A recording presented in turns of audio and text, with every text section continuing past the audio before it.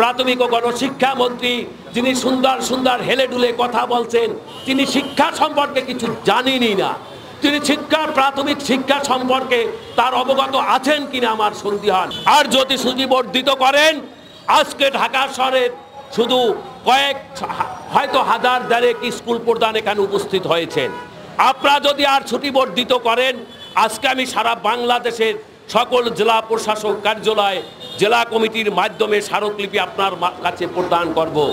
এরপরে যদি আপনার টনক না লড়ে, এরপরে যদি আপনার দয়া না হয়, তাহলে আমি কি মনে করব যে আপনি তো জাতির জনকের কন্যা, জাতির জনক বঙ্গবন্ধুর কাছে হাত পেতে কেউ কখনো ফিরে আসেনি। আপনার কাছ থেকে বারবার কেন কিন্ডারগার্টেন সেক্টর ফিরে আসতেছে, এটাই আমার প্রশ্ন আপনার কাছে।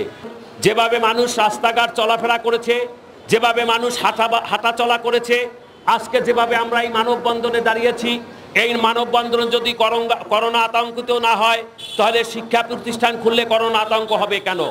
আজকে যদি বাজারে মানুষ করোনা আতঙ্কে না হয়, তাহলে শিক্ষা প্রতিষ্ঠান আতঙ্ক হবে কেন? আজকে যদি বাস স্ট্যান্ড করোনা আতঙ্ক না হয়, তাহলে শিক্ষা প্রতিষ্ঠান আতঙ্ক হবে কেন? আজকে যদি নির্বাচনের সভা, আজকে যদি রাজনৈতিক মঞ্চ, আজকে যদি পার্টি অফিস, আজকে যদি রোড ঘাটে হাজার হাজার মানুষ চলাফেরা করতে পারে, তাহলে একটি কক্ষে কেন 30 জন 25 জন শিশুরা লেখাপড়া করতে পারবে না? আমরা সরকারের কাছে সঠিক রোড ম্যাপ কামনা করছি।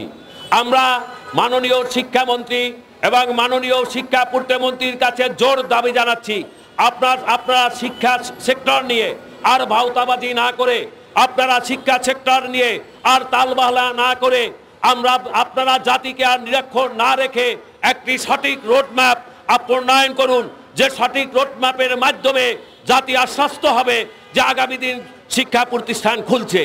কখনো বলবেন প্রাইমারির অফিস খোলা হয়েছে, কখনো বলবেন মাধ্যমিকের অফিস খোলা হয়েছে, কখনো বলবেন কলেজে আপনার ইন্টারনেটের মাধ্যমে ক্লাস হবে।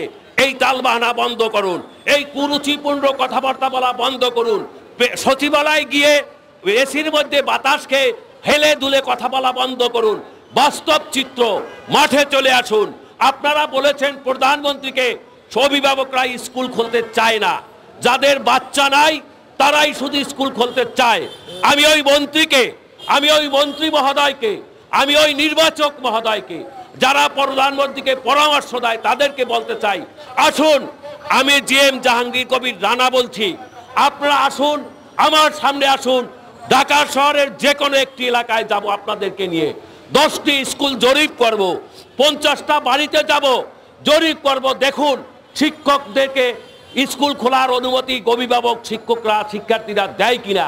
যদি 80% অভিভাবক স্কুল খোলার পক্ষে না থাকে, বাংলাদেশ সরকারের আইনত আদালতে যে বিচার হয়, আমি সেই বিচার নিতে বাধ্য থাকিব। তবুও সরকারকে অনুরোধ করব, আগামী 1 সেপ্টেম্বরের পর আর ছুটি বর্ধিত করবেন না। আর যদি ছুটি বর্ধিত করেন, আজকে ঢাকা শহরের শুধু হয়তো হাজার দেড়েক স্কুল প্রধান এখানে উপস্থিত হয়েছেন। আপনারা যদি আর ছুটি বর্ধিত করেন, আজকে আমি সারা বাংলাদেশের সকল জেলা প্রশাসক কার্যালয়, জেলা কমিটির মাধ্যমে স্মারকলিপি আপনার কাছে প্রদান করব। এরপরে যদি আপনার টনক না লড়ে, এরপরে যদি আপনার দয়া না হয়, তাহলে আমি কি মনে করব যে আপনি তো জাতির জনকের কন্যা, জাতির জনক বঙ্গবন্ধুর কাছে হাত পেতে কেউ কখনো ফিরে আসেনি। আপনার কাছ থেকে বারবার কেন কিন্ডারগার্টেন সেক্টর ফিরে আসতেছে, এটাই আমার প্রশ্ন আপনার কাছে। যদি 1 সেপ্টেম্বরের পর আর ছুটি বর্ধিত করেন, তাহলে বাংলাদেশের সকল কিন্ডারগার্টেন স্কুল প্রধানদের নয়, বাংলাদেশের সকল কিন্ডারগার্টেন স্কুলের সকল শিক্ষক কর্মচারী বৃন্দ এবং আমার অভিভাবিকাদের নিয়ে, সম্মানিত অভিভাবিকাদের নিয়ে আপনার শিক্ষা মন্ত্রণালয় গ্রাহ্য করতে বাধ্য হব। অন্যথায় জাতীয় প্রেস ক্লাবে আমরণ কর্মসূচি দিতে বাধ্য হব। আমি দেখতে চাই আপনার মন্ত্রীরা কতজন লাশ পেয়ে খুশি হয়। আজকে 14 জন শিক্ষকের 7 জন না 6 জন স্ট্রোক করে মারা গেছে। আজকে 3 জন আত্মহত্যা, গলায় ফাঁসি দিয়ে মারা গেছে। পেপার পত্রিকায় টিভিতে আসছে ওই মাননীয় শিক্ষামন্ত্রী যিনি মসনাদে বসে আছেন এই মন্ত্রণালয়ের, ওই মাননীয় শিক্ষা প্রাথমিক শিক্ষা প্রাথমিক ও গণশিক্ষা মন্ত্রী, যিনি সুন্দর সুন্দর হেলে দুলে কথা বলছেন, তিনি শিক্ষা সম্পর্কে কিছু জানেনই না।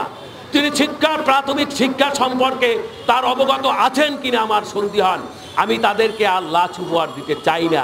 তারা যদি আমাদেরকে মৃত্যুর কোলে ঢলে দিতে চায়, তা আমরা অবশ্যই আগামী 1 সেপ্টেম্বর থেকে 5 সেপ্টেম্বর পর্যন্ত অপেক্ষা করব। আমরা দেখব সরকারের মাননীয় মন্ত্রীদের সুবুদ্ধি উদয় হয় কিনা, অন্তত এই সেক্টরকে খুলে দিয়ে আমাদের প্রাণের দাবি রক্ষা করবে, আমাদের ভাই বোনদের মুখে হাসি ফুরাবে, আমাদের ভাই বোনদের ছেলেমেয়েরা দুবেলা ভাত খাবে, এই প্রত্যাশা রেখে মাননীয় প্রধানমন্ত্রী, আপনি মানবতার মা, বাংলার জননী, আপনি বঙ্গবন্ধুর আদর্শের লালিত সন্তান, আপনার প্রতি আমাদের চাহিদা এবং দাবি অনেক। সেই চাহিদা এবং দাবি নিয়ে আপনার কাছে সবিনয় অনুরোধ করব, আর ছুটি বর্ধিত নয়, শিক্ষা সেক্টর এবার খোলা চাই। মানববন্ধন বাস্তবায়ন কমিটির আহ্বায়ক জনাব মামুনুর রশিদ, মানববন্ধন বাস্তবায়ন কমিটির সদস্য সচিব এস.এম. তুহিন, ভাইস চেয়ারম্যান জনাব শহীদুর রহমান বাবু, জনাব মনিরুল ইসলাম, জনাব শফিকুল ইসলাম ছবি, ডক্টর মাহবুবুল হক, মাহমুদ সিকদার, বাদশামিয়া সরকার, আলমগীর হোসেন খেলা, মোহাম্মদ হামিদুর রহমান কিং হিন্দু, সিরিয়ার যুগ্ম মহাসচিব জনাব জয়নুল আবেদিন জয়, যুগ্ম মহাসচিব মোহাম্মদ নুরুল নবী, অর্থ সচিব জনাব এ.কে মোশাররফ হোসেন, শিক্ষা সচিব জনাব নজরুল ইসলাম, সংগঠনের সকল পর্যায়ের নেতৃবৃন্দ, ঢাকা শহরের বিভিন্ন থানা থেকে আগত আমার স্কুল প্রধান ভাই ও বোনেরা, প্রিয় সাংবাদিক ভাই ও বোনেরা, আসসালামু আলাইকুম। আপনারা সকলেই জানেন, সাংবাদিক বন্ধুরা হয়তো জানেন না, আমি শারীরিকভাবে খুবই অসুস্থ। আমার 2টি কিডনি ড্যামেজ, সপ্তাহে যেদিন ডায়ালিসিস দিতে হয়, গতকালকেও আমি ডায়ালিসিস দিয়েছি। কথা বলতে কষ্ট হয়, প্রাণের দাবিতে ভাইদের সহযোগিতার কারণে আমার ভাইরা ভালো থাকে, আমার কিন্ডারগার্টেন সেক্টর ভালো থাকে, আমার কিন্ডারগার্টেন শিক্ষক ভাই বোনদের মুখে হাসি ফোটানোর জন্য যদি আমার মৃত্যু হয়, আমি সেই মৃত্যুর জন্য প্রস্তুত। সেই আকাঙ্ক্ষা নিয়ে আজকে আমার সাংবাদিক বন্ধুদের সামনে হাজির হয়েছি। সকল সাংবাদিক বন্ধুদের আমারও ধন্যবাদ।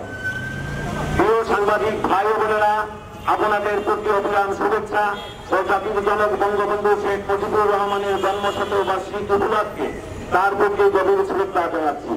সেই সাথে 52 ভাষা আন্দোলনের শাহাদাত বরণকারী বীর শহীদদের প্রতি এবং মহান মুক্তিযুদ্ধের আত্মদানকারী জাতির শ্রেষ্ঠ সন্তানদের প্রতি গভীর শ্রদ্ধা নিবেদন করছি। শ্রদ্ধা করে স্মরণ করছি জাতীয় 4 নেতা এবং 15ই আগস্ট প্রকাশকামী কতিপয় সেনা সদস্যের হাতে নির্মম ভাবে শাহাদাত বরণকারী বঙ্গবন্ধুর পরিবারের সকল সদস্যকে প্রয়াত সকলের আত্মার মাত্রা কামনা করে আমি আমার লিখিত বক্তব্য উপস্থাপন